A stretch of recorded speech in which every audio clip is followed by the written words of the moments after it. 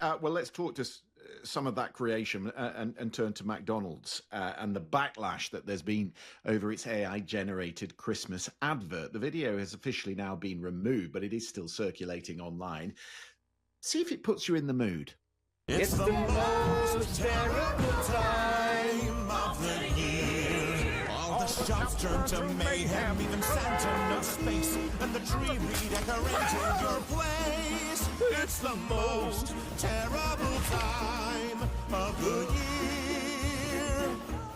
Ashley, this advert, this is a classic example of AI seeing and recognizing human failings and emotion, but missing the nuance and failing to frame it in a way that resonates emotionally. Would that be an accurate description of that? Absolutely. AI is a pale imitation of humanity, and it should be taken with an enormous grain of salt. Yeah, there's an AI revolution underway in the advertising industry. I know this because I was in Cannes in the summer and I saw the blind panic on the faces of the creative sections of the ad industry. But Graham, there's a warning in this, isn't there? Because these ads are attached to brand. It is commercially sensitive stuff, this, and if it backfires, it can be really costly. Absolutely. I'm just looking at that McDonald's advert, Christian. There's a scene 3 seconds in where the guy's cycling up the hill with the Christmas trees.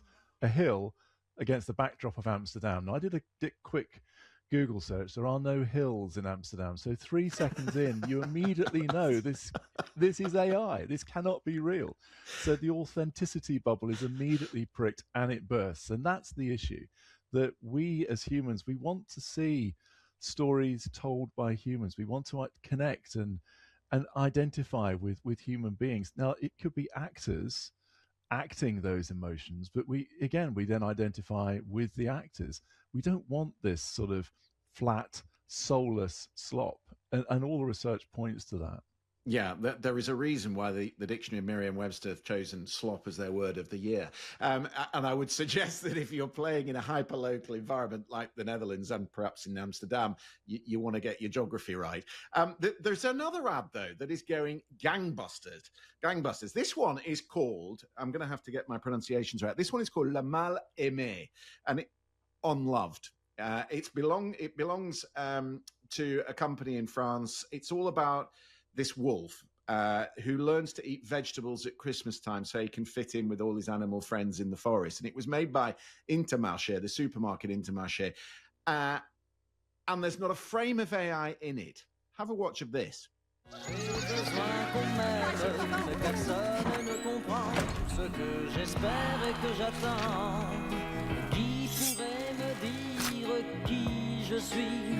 Et j'ai bien peur toute ma vie d'être incompris, car aujourd'hui je me sens mal aimé.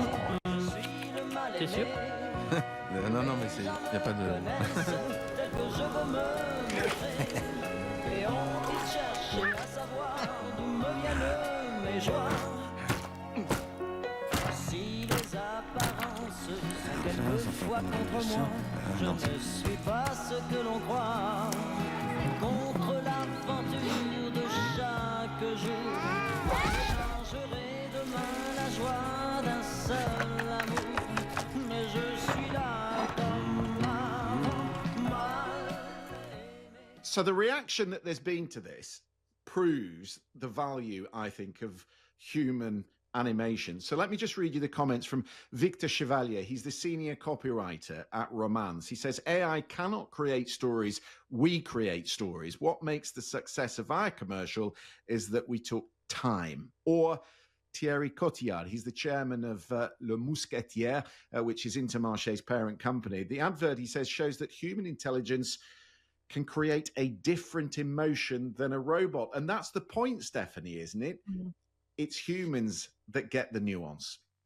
So I watched this French advert a couple of days ago, and then I watched it again this morning after watching the Coca-Cola advert to compare why there is a problem with the Coke one and why the French one is just so brilliant, and it is. I think what's interesting is the Coca-Cola ad scans well, but it still passes like a first look test. It looks viable.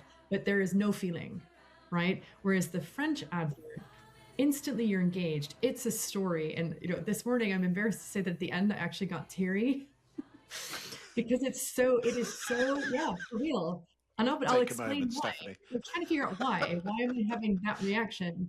And the wolf starts out having no friends. That is something that every human being can relate to. There's the fear, because we're social creatures, of not having friends, right? So an AI story generator is never going to get that unless it's stealing it from me now saying it or somebody else.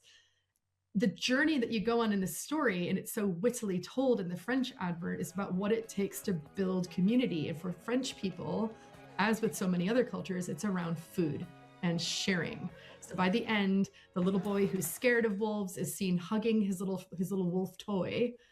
And all of the friends are looking at the man who's telling this story with a little bit of indulgence, because they've all become children themselves and listening to the story that's being told around the table. And you, the viewer, are also returned to your own childhood in hearing this story.